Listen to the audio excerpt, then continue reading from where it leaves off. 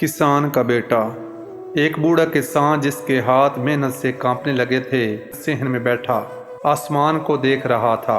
इसका इकलौता बेटा बेकसूर जेल में कैद था और वो खुद इस काबिल ना रहा था कि खेत की खुदाई कर सके। दिल बोझल था, हाथ थके हुए थे। इसने आह भरी और बेटे को खत लिखा, प्यारे बेटे, इस साल आलू की फसल नहीं बो सकता। मुझसे खेत की खुदाई नहीं होती। ये ज़मीन मुझे पुकारती है, मगर मेरे बाजू मेरा साथ नहीं दे रहे। काश तुम मेरे पास होते। चंद दिन बाद जेल से जवाब आया।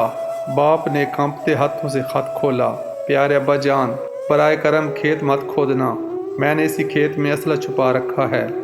बूढ़े किसान की आंखें फैल गईं।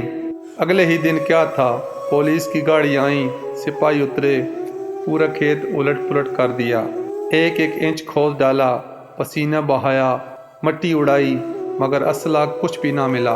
पुलिस मायूस होकर वापस चली गई और खेत बिल्कुल तैयार। चंद दिन बाद एक और खत आया, प्यारे अब्बा जान, अब आप आराम से आलू की फसल काश्त कर सकते हैं। यहाँ से मैं आपकी इतनी ही खिदमत कर सकता था, फ़कत आपका बेकसूर बेटा।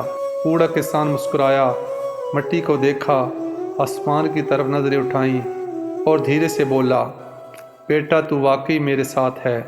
अगर वीडियो पसंद आए तो सदका जारिया के तौर पर अपने दोस्तों के साथ लाजमी शेयर कीजिए।